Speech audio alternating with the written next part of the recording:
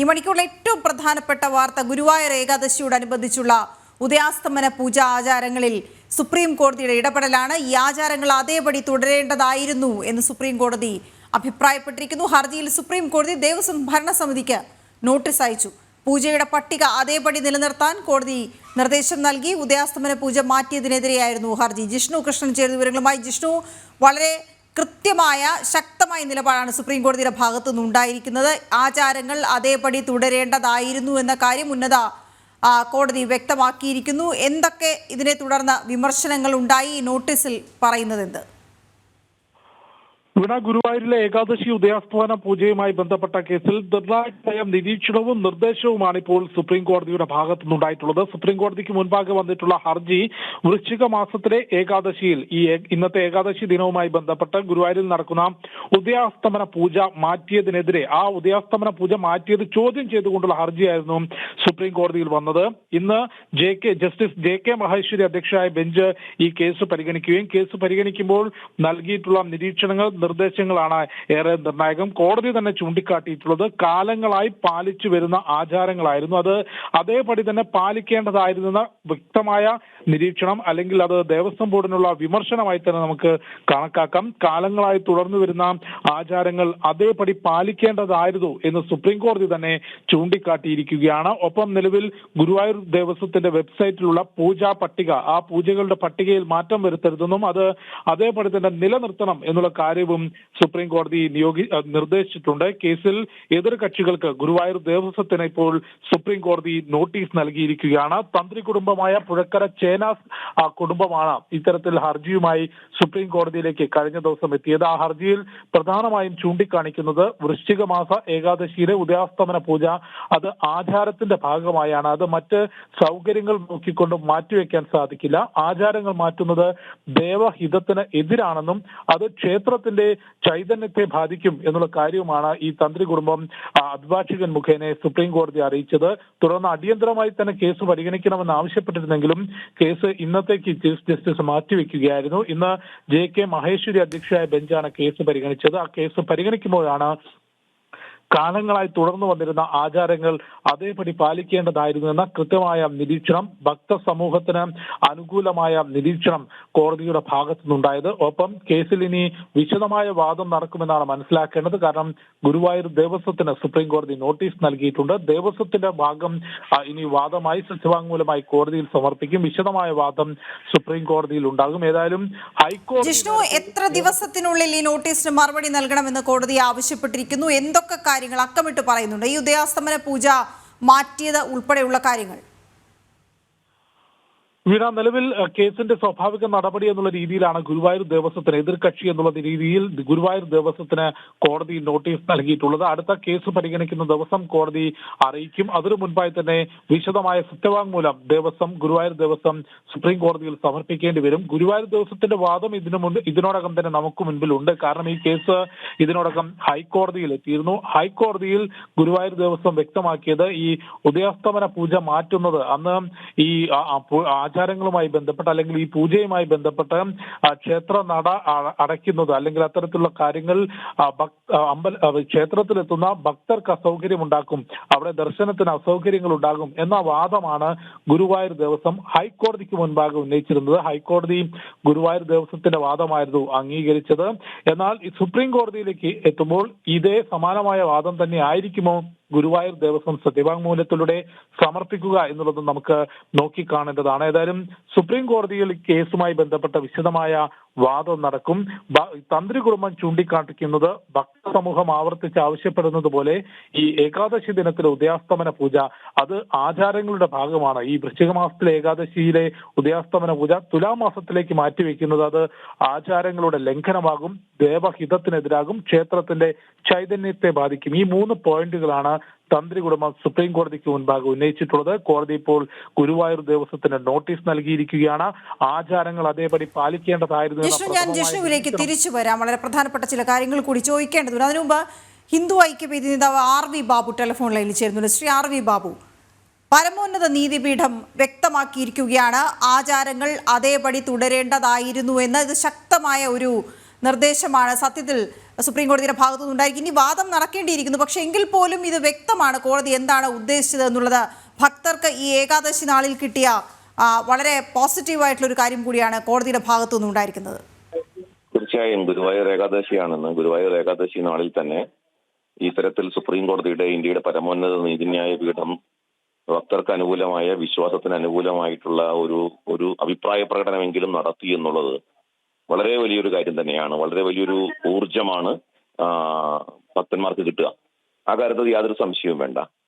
ഇവിടെ കേരള ഹൈക്കോടതി ഈ ഗുരുവായൂർ ദേവസ്വത്തിന്റെ ഏകാദശിയുമായി ബന്ധപ്പെട്ട വിഷയത്തിൽ എടുത്ത നിലപാട് വിശ്വാസത്തിന് അനുസൃതമായിരുന്നു എന്നൊരു അഭിപ്രായം ഞങ്ങൾക്കില്ല.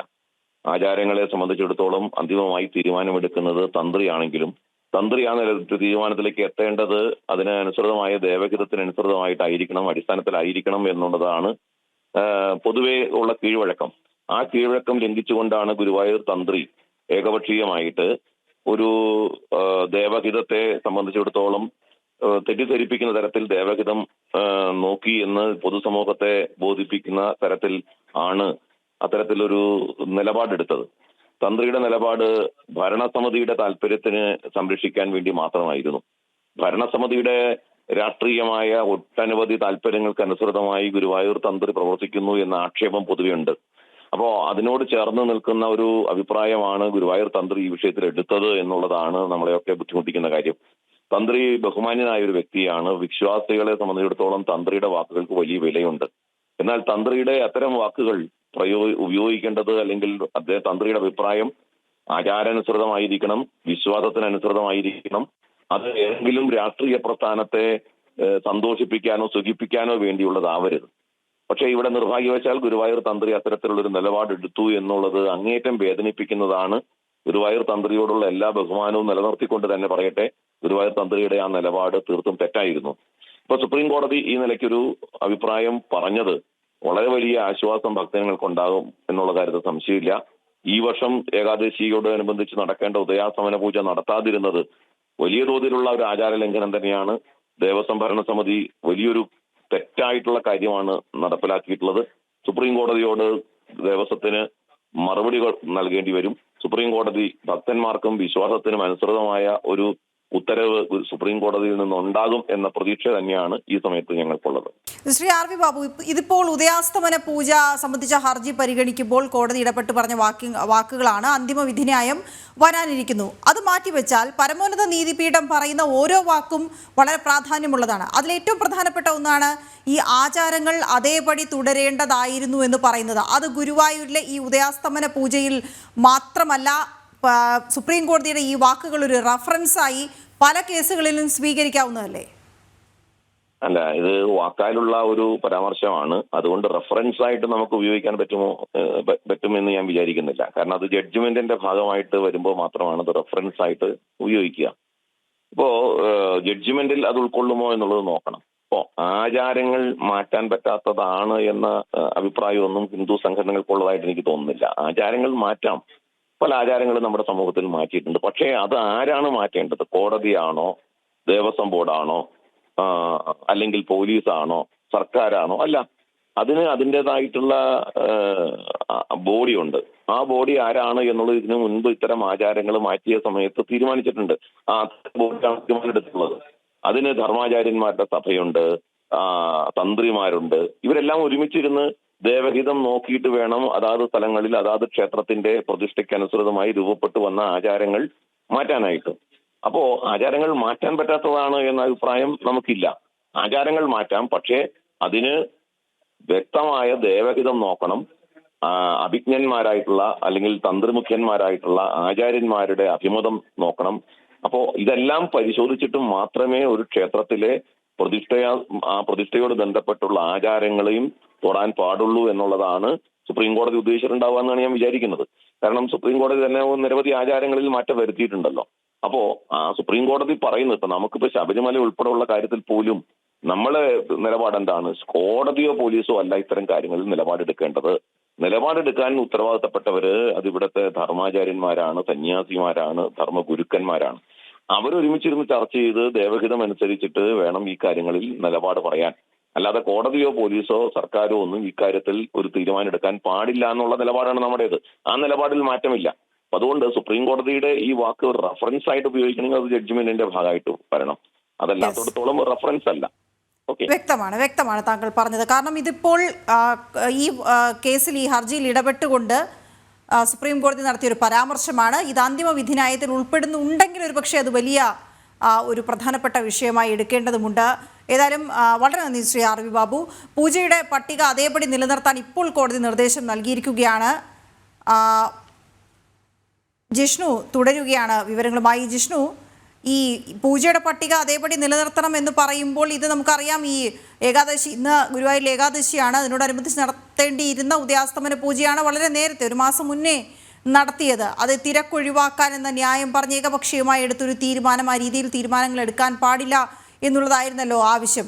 ഏതായാലും ഇപ്പോൾ കോടതി നൽകിയിരിക്കുന്ന നിർദ്ദേശം അനുസരിച്ച് മാറ്റങ്ങൾ ഒന്നും ഗുരുവായൂർ വരാൻ ഇടയില്ല. ഇനി ഒരു ഇത് കഴിഞ്ഞു വരുമ്പോൾ മാത്രമേ അതിലേക്ക് വരികയുള്ളൂ. ഏതായാലും വളരെ പെട്ടെന്ന് തന്നെ ഈ നോട്ടീസിൽ ഒരു സത്യവാങ്മൂലം നൽകുക, വിശദീകരണം നൽകുക, അതിനുശേഷം ഇത് വീണ്ടും കോടതി പരിഗണിക്കാനുള്ള സാധ്യത. അപ്പോൾ എന്നത്തേക്കായിരിക്കും എന്ന കാര്യത്തിൽ വ്യക്തതയുണ്ടോ?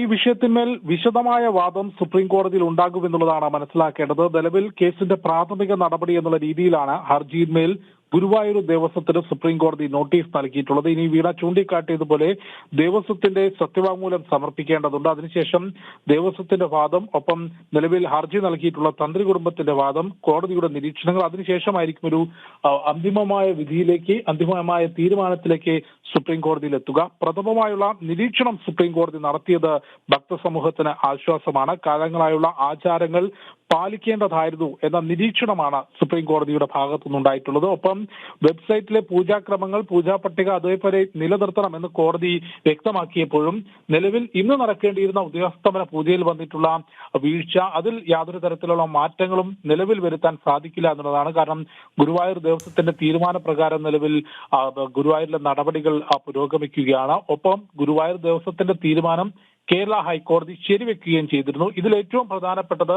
തന്ത്രി കുടുംബം കോടതിയിൽ ചൂണ്ടിക്കാട്ടിയിട്ടുള്ള 3 പോയിന്റുകളാണ്. ഇപ്പോൾ ആർ വി ബാബു ഉൾപ്പെടെ സൂചിപ്പിച്ചതുപോലെ, ഒന്ന്, ആചാരങ്ങളും പൂജകളും മാറ്റണമെങ്കിൽ അതിന് അഷ്ടമംഗല്യ പ്രശ്നം വെച്ചുകൊണ്ട് ആചാര്യന്മാരാണ് അത്തരം കാര്യങ്ങൾ തീരുമാനിക്കേണ്ടത്. ഒന്ന്, അത്തരം കാര്യങ്ങളൊന്നുമില്ലാതെ ആചാരങ്ങൾ മാറ്റുന്നത് ദേവഹിതത്തിനെതിരാണെന്നും അത് ക്ഷേത്രത്തിന്റെ ചൈതന്യത്തെ ബാധിക്കും. ഈ 3 പോയിന്റുകളാണ് തന്ത്രി കുടുംബമായ പുഴക്കര ചേനാസ് സുപ്രീം കോടതിയിൽ നൽകിയിട്ടുള്ള ഹർജിയിൽ ചൂണ്ടിക്കാട്ടിയിട്ടുള്ളത്. ഇത് പരിഗണിച്ചുകൊണ്ടാണ് പ്രഥമ നിരീക്ഷണം കോടതി നടത്തിയത്. ആ ആചാരങ്ങൾ പാലിക്കപ്പെടേണ്ടതായിരുന്നു എന്നൊരു നിരീക്ഷണം കോടതി നടത്തിയിട്ടുള്ളത്. ഇനി ഗുരുവായൂർ ദേവസ്വത്തിന്റെ വാദം എന്താണ് എന്നുള്ളത് നമുക്ക് നോക്കിക്കാണേണ്ടതാണ്. അവർ ഹൈക്കോടതിയിൽ നൽകിയിട്ടുള്ള വാദം നേരത്തെ നമ്മൾ ചൂണ്ടിക്കാട്ടി. ഈ ഉദയാസ്തമന പൂജ ഈ വൃശ്ചിക മാസത്തിലെ ഏകാദശിയിൽ നടത്തുകയാണെങ്കിൽ നട അടയ്ക്കുകയും അതിൽ വലിയ കാലതാമസം ഉണ്ടാകും, അത് ഭക്തർക്ക് അസൗകര്യം ഉണ്ടാക്കുമെന്ന വാദമാണ് ഗുരുവായൂർ ദേവസ്വം ബോർഡ് ഹൈക്കോടതിയിൽ ഇതിനൊരു വാദമായി മുൻപോട്ട് വെച്ചത്. ഹൈക്കോടതി അത് ശരിവെക്കുന്ന നിലപാടാണ് സ്വീകരിച്ചത്.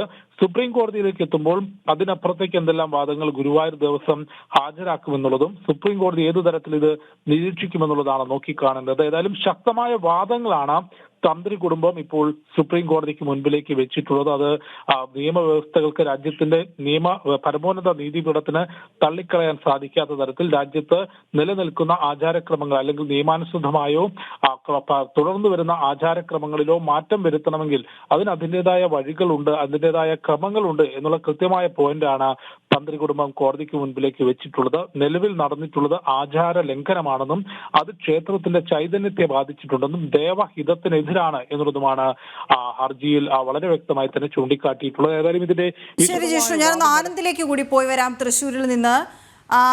അതായത് ഇതിപ്പോൾ ഇതിൽ വരാൻ പോകുന്ന വിധിന്യായം അല്ലെങ്കിൽ നടക്കാൻ പോകുന്ന വാദം, കേരളത്തിൽ ഇപ്പോൾ നിലനിൽക്കുന്ന ഒട്ടേറെ ഈ ആചാര പ്രശ്നങ്ങൾ ഭക്തർക്ക് കൃത്യമായി വഴികാട്ടുന്നതായിരിക്കാം. മിക്ക ക്ഷേത്രങ്ങളെ സംബന്ധിച്ചും അതിൽ പരാമർശങ്ങൾ കോടതിയുടെ ഭാഗത്തുനിന്നുണ്ടാകുന്നത് പരാമർശങ്ങൾ വളരെ വാലിഡായി മാറാം എന്നുകൂടി കണക്കാക്കപ്പെടുകയാണ്. അങ്ങനെ നോക്കുമ്പോൾ ഈ ഉദയാസ്തമന പൂജയുമായി ബന്ധപ്പെട്ട ഹർജി സുപ്രീം കോടതിയിൽ വരുന്നത് വളരെ നിർണായകമായൊരു കേസായി മാറും എന്നുള്ള കാര്യത്തിൽ തർക്കമില്ല. ആനന്ദിലേക്ക് കൂടി പോയാൽ, ആനന്ദ്, ഇന്നിപ്പോൾ വളരെ ഭക്തി നിർഭരമായി യെസ്, ഇപ്പോൾ മറ്റൊരു അതിഥി കൂടി നമ്മോടൊപ്പം ടെലിഫോൺ ലൈനിൽ ചേരുന്നുണ്ട്. VHP നേതാവ് വിജി തമ്പി ടെലിഫോൺ ലൈനിൽ ചേരുന്നുണ്ട്.